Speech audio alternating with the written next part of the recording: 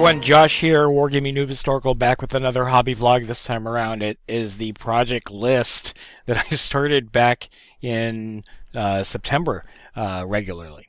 In any case, November has been a very bad month for hobbying. I've not gotten anything significant done in the month of November. But in any case, a lot of things have gone in the way. Work has gone busier, been trying out new stuff, and kind of just trying to figure out what I'm going to do for the channel moving forward into 2024. This video is about that.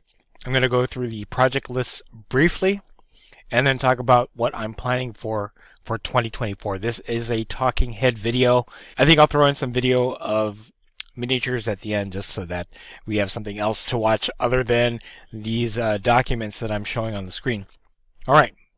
So for November, a lot of this was carryover from the October project list. Bolt action was to film the North African campaign.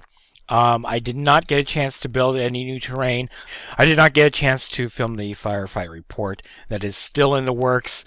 The nice thing is the miniatures are all painted for firefight. I just need to build more terrain, which will kind of seg into what I'm working on for the next hobby vlog.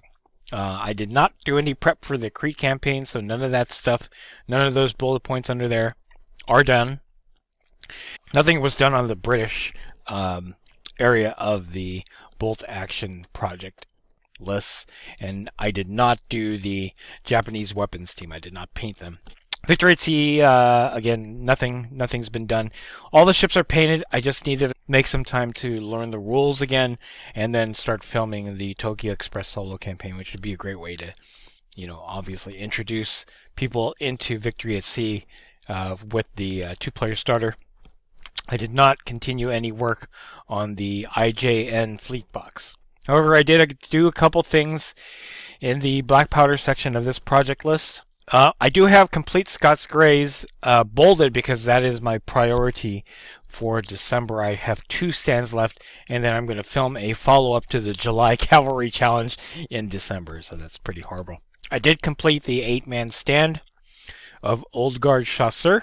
I'm going to incorporate that 8-man stand to my current battalion, but I'm going to also try to complete 2 more 8-man stands so that I can separate that and put it together where it belongs. I am prepping for the next Learning Battle Report. I do not believe that I will be filming this for December, so it will be pushed to January of 2024. I almost have a small division of Russians done. I'm completing that last stand, 8-man stand for the battalion, and that'll bring me to 4 units that I can readily use for the next Learning Battle Report. I did film the unboxing of the Russian High Command, and I will be working on the multi-base for Kutuzov next. I'm going to put that in the December project list. For Clash of Eagles, I've completed half the unit of Jaegers. Really, I just need to paint them up and base them, and then that'll be done, and I'll have a skirmishing unit for that brigade. And then I'm going to build that French division for Clash of Eagles. That's more period specific to that part of the war. Although I am thinking that I might do Italians rather than French, just so that I can do something a little bit different from the Waterloo French that I have right now. So that's November. We're going to move on to the end of 2023 project list. This is basically the December project list. Again, this is a lot of carryover from the November list. I'm going to see what I can do about getting some of this bolt action stuff done and then finish up as much as I can the black powder section. As you can see on this list, I have removed Victory at Sea from the project list. I'm pushing that off to 2024. I just don't have the time, and I'm really prioritizing bolt action and black powder. A lot of carryover from November, but what I want to talk about next is my big projects for 2024. All right. Before I show you guys the project list for 2024, I wanted to say that I will be focusing heavily on Warlord Games properties, with the exception of one, because it's actually kind of a crossover, and we'll explain that in a little bit. So here is my project list, my major project list for 2024. I'm going to go heavily into Hail Caesar now that I have the 2nd edition rulebook. you see in red the Lord of the Rings Middle-earth strategy battle game conversion. What that is, and this is going to be my fun project for 2024, is that I'm going to take the Games Workshop miniatures from the Middle-earth strategy battle game and convert it to multi-stand, multi-base for Hail Caesar. And then I'm also going to take a lot of the characters and make them commanders, give them ratings, give them special abilities akin to what you would see in Hail Caesar and Black Powder for the generals.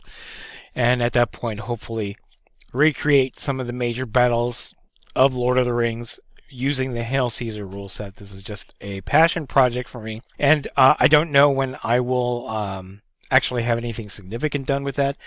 As I'm going through the new rule book for Hail Caesar, I figured this might be a good way to marry two of the things I love the most, Ancients and Lord of the Rings, into one thing. And this will be cross-posted from Historical to the OG site for those folks that follow the OG channel. I'm also hopefully going to finally complete the Lancastrian phase Agincourt figure, so I can do a 100 Years War Hail Caesar campaign. I have most of the English division done. I have to complete the French division, and then at that point I'll build out. But I just want to get both of those divisions done so I can film a learning game for Hail Caesar. Okay, so that's Hail Caesar, the Lord of the Rings thing. I'm very excited about. I'm actually going to start buying more miniatures that I'll be using for multi-base, because I do have miniatures already, but I have them on round bases, and those are strictly going to be for Middle-earth strategy battle game. This conversion will use all new figures that I don't have in my collection. Next up is Pike and Shot. I'm going to complete the two-player starter, and then do a learning battle report using what was in the starter. It's as simple as that. The big thing that I want to do for Pike and Shot, here's the thing about Pike and Shot and like later medieval warfare, is that I want to do Burgundian Wars, which is basically 1474 to 1477, can still be considered late medieval period, which means that I can actually play this under Hail Caesar. However, I want to play this under Pike and Shot, only because I want to do more Pike and Shot content, and because it's kind of that early, like it's the pre-Pike and Shot period. They are using, early artillery. They are using arquebuses and stuff like that. I feel that it slots well into the Pike and Shot area. So I'm going to do Burgundian Wars. I'm going to purchase a number of the War of the Roses kits. I'm going to build a Burgundian division, and I'm going to build a Swiss Mercenaries Duchy of Lorraine division, and then film a battle report using that. For Black Powder, obviously you want to complete the Russian starter. I want to start French for the Peninsular campaign, and then purchase and complete British, Portuguese, Spanish for the Peninsular campaign. Bolt action is going to be all about Crete, train for Crete, finish the Commonwealth squads that I built up, just paint them, finish the Fallschirmjäger squads, and I should add in here some Italians for Crete, and then I will film a Crete campaign. Lastly, to round everything else off, I want to complete the Island Assault 2-player starter that's been languishing in my pile of shame for 2 years now. And then also complete the Japanese and Marines weapons team, so that I have some extra options available to build up from Island Assault. So those are my projects for 2024. I'm really excited about the Lord of the Rings Middle-earth strategy battle game conversion for Hail Caesar.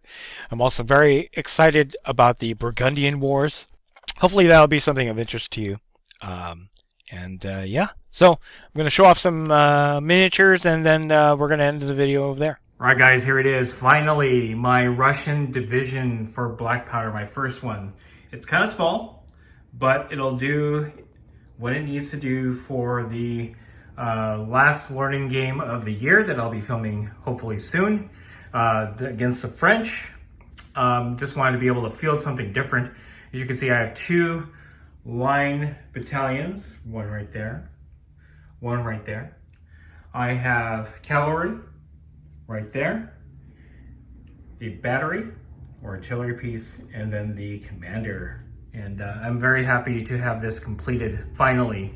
I will continue to work on the Russian starter, but for now I at least have this. I do have a small unit of Jaegers that I'm working on. In fact, might as well bring them in just to give it a little bit more. So I am working on one more stand of these Jaegers, and then I'm going to call that division done. The only thing I really need to do is complete the basing for the battalion here, the regiment of cavalry, and then the basing and flags for this unit. So this battalion does not have flags. It didn't come with a command unit. This one did. This came out of a single box rather than the starter. So I do have 2 flagpoles that I need to pick some flags to put on there, and then with the basing, that'll be complete. So anyway, that is it. My first Russian division for black powder. I'm very happy that it's completed. And yeah, if you like this video, go ahead and click like. If you haven't subscribed to the channel, I appreciate it if you would. Click the bell notification icon to get notified of all new hobby vlog coming out of the channel, and then click the link in the description below to join our Discord server. This is the best way I can personally interact with you and chit-chat you about black powder and any other game that I cover on the channel. That's it. Thanks for watching. Stay tuned for more hobby vlog from WarGamingNewb Historical.